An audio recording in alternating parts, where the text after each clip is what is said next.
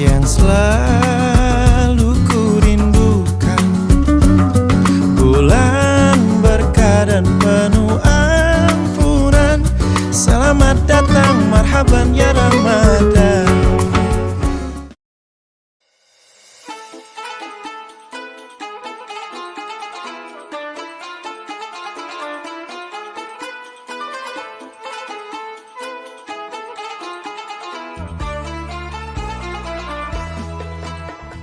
Ibu bapak jamaah sholat subuh yang berbahagia, mari kajian subuh, diskusi subuh kita kali ini kita awali dengan bersama-sama membaca lafal basmalah terlebih dahulu.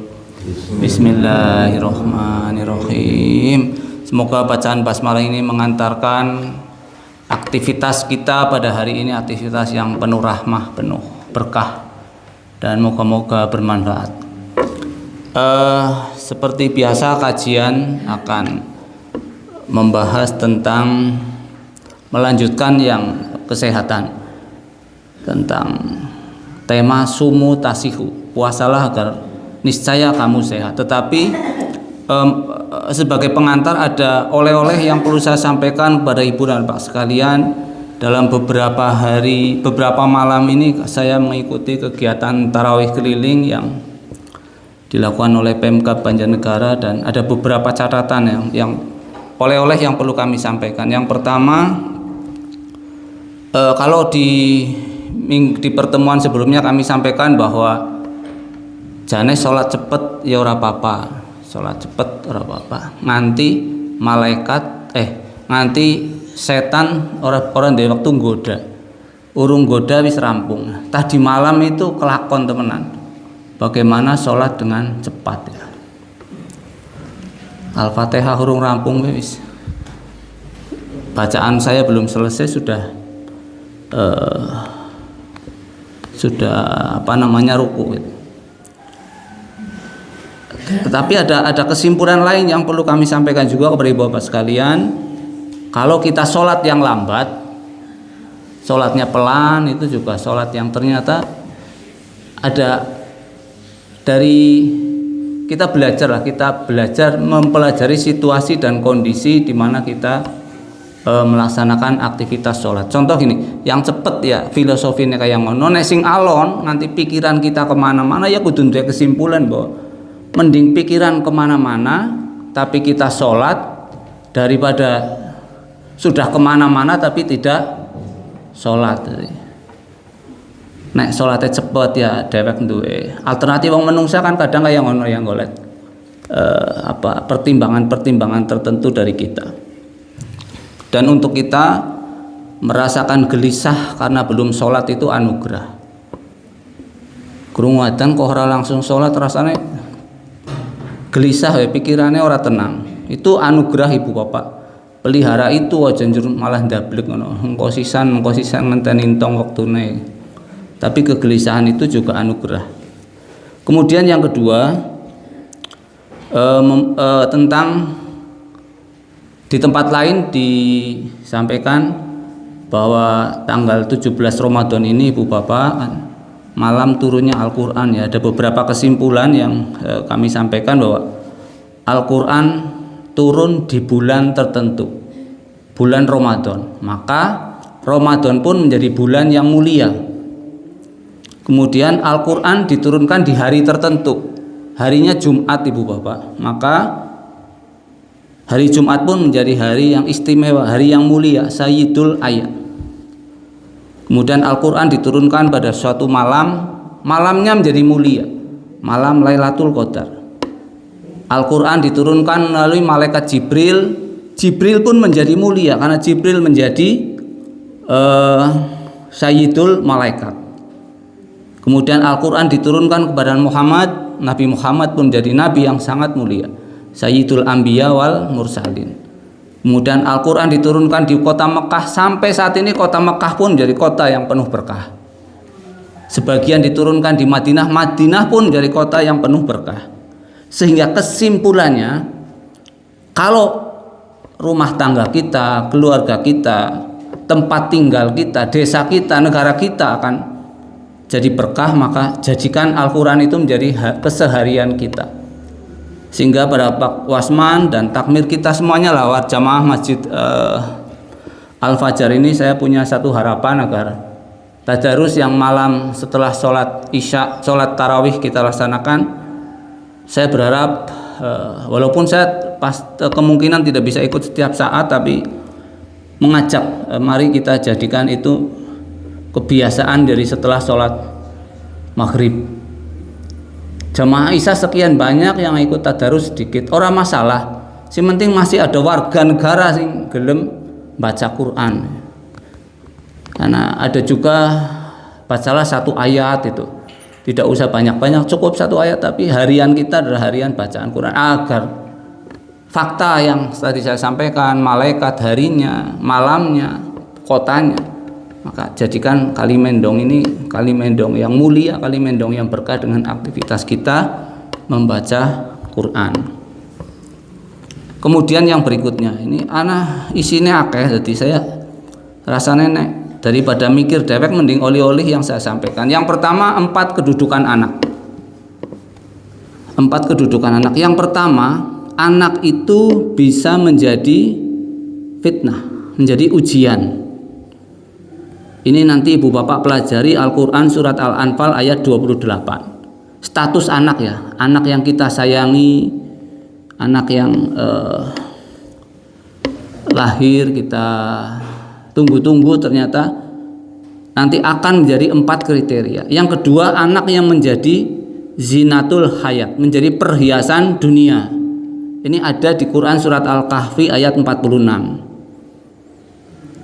Kenapa tidak saya jelaskan? Bukan saya menjelaskannya keliru, tapi setidaknya nanti pada saat kita baca Quran surat Al-Kahfi ayat 46 ternyata menjelaskan bahwa anak bisa menjadi zinatul hayat. Kemudian yang ketiga, qurrata ayun, menjadi penyejuk mata. Ini doa kita ya, Robbana hablana min azwajina wa dzurriyyatina qurrata ayun. Itu doa kita. Itu menjadi penyejuk mata. Anak bisa jadi penyejuk mata. Yang semoga tidak terjadi pada kita itu keempat ini kriteria. Anak menjadi aduwun, musuh. Menjadi musuh. Dan anak menjadi qurrata ayun, penyejuk mata itu ya kira-kira umur bayi tekan balita lah. Memang nek wis tekan umur-umur setelah itu, umur anak kita balik ya bisa menjadi ujian, bisa menjadi menjadi musuh. Itu setelah itu alamiah, sehingga di saat keterbatasan kemampuan kita ngurusi anak-anak, kita pasrah juga pada Allah ya.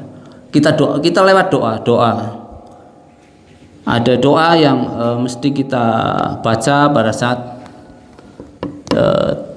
kita selesai sholat wajib. Doa selesai sholat wajib kan kita baca keberkahan untuk kita, kemudian doa berikutnya doa untuk orang tua, doa untuk anak, doa untuk keselamatan dunia akhirat.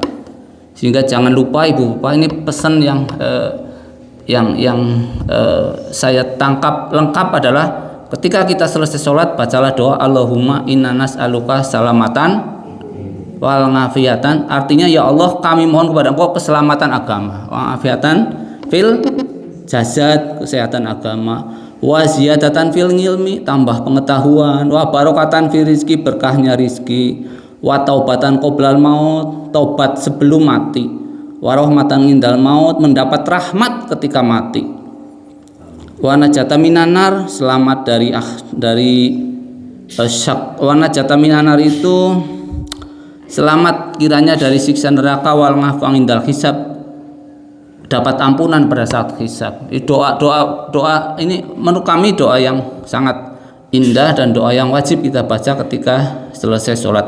Kemudian baca Robbi firli wali walidayya warhamhuma kama rabbayani shaghira, dan yang untuk anak kita Robbi habli minas sholihin. Ya Tuhan, anugerah kepada aku keturunan yang termasuk anak yang soleh. Dan kemudian ditutup dengan Robbana atina fid dunya. Itu doa-doa yang mestinya tidak kita lupa ibu bapak sekalian. Itu oleh-oleh yang saya dapatkan dalam beberapa kali ini, sampai tadi malam ini masih melaksanakan tarawih keliling. Ini yang terakhir, insya Allah tarawih berikutnya saya bisa standby di Al-Fajar ini. Kemudian kepada persoalan kesehatan. Ini singkat saja, saya harus mengevaluasi apa yang saya sampaikan agar tidak mubah ya, tidak mubah, dan karena saling mengingatkan. Sudahkah Ibu Bapak minum 2 liter per hari? Insyaallah. Sudah ya? Sudah belum? Nah, mesti kelalen lah. Lalen. Jadi iya, perkara gampang, ini perkara gampang banget soalnya. Ngitung minum kita 2 liter, 1,5 liter sampai 2 liter per hari. Nah, kepengen sehat kuwi syaratnya kuwi ndisit, Ibu Bapak. Kemudian 2 liter itu apakah kumulatif. air ini Ya. saja ataukah minum teh, minum dawet, es campur atau es Ya. minum? Air yang masuk ke dalam tubuh kita, air minum ya, bisa air putih, bisa susu, bisa kopi, tapi dengan catatan sebaiknya memang kita hindari gula pasir. Tuh. Sehingga bagaimana kita makan, hindari gula pasir. Nah, 2 Itu. liternya itu teh tawar. Iya. Kemudian ya kalau buah ya apa? Iya, termasuk. Baik, tadi ya termasuk minum, termasuk sop misalnya, itu termasuk air. Jadi air yang kita konsumsi gitu dalam bentuk apapun. Pemahaman kita bukan dikira yang 2 liter itu hanya air putih. Enggak, iya. Air. Karena yang untuk membuat metabolisme dalam tubuh kita menjadi baik itu standarnya adalah 2 liter. 1,5 sampai 2 liter, mohon maaf. Kemudian ini mulai nanti malam ya, nanti kita berlatih lah sing enteng-enteng disit. Sing enteng-enteng yang bisa kita laksanakan, bisa kita ingat-ingat itu loh. Debegan ya sebotol lem mineral lah, 700 ml Pak Wasman. Berarti jane 2 mineral, 2 lem mineral itu sudah 1,5. Kita coba ya.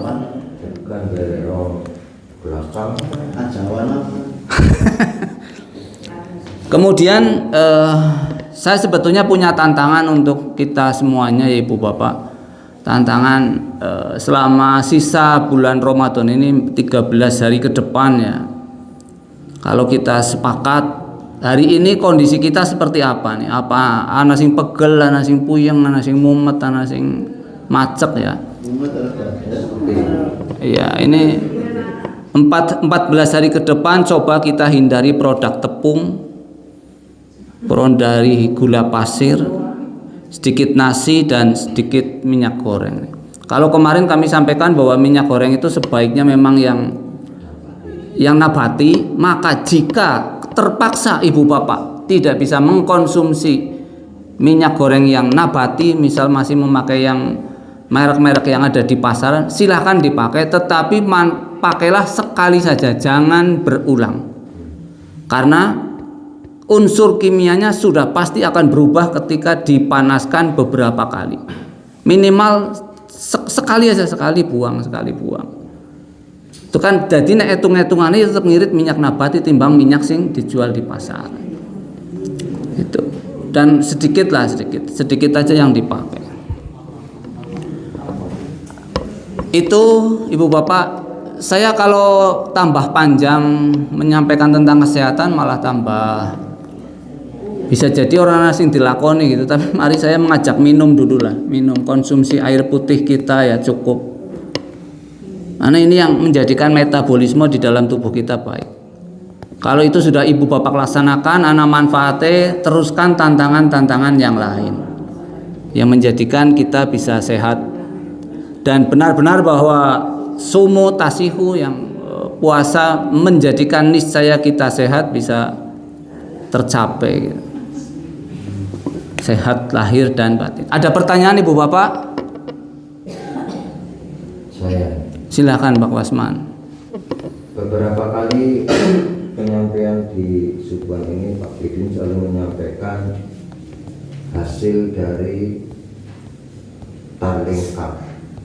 Di antaranya sholat yang cepat itu ternyata ada baiknya dan telah disampaikan begitu. Dan sholat sing alon ada kelemahannya karena kemana-mana.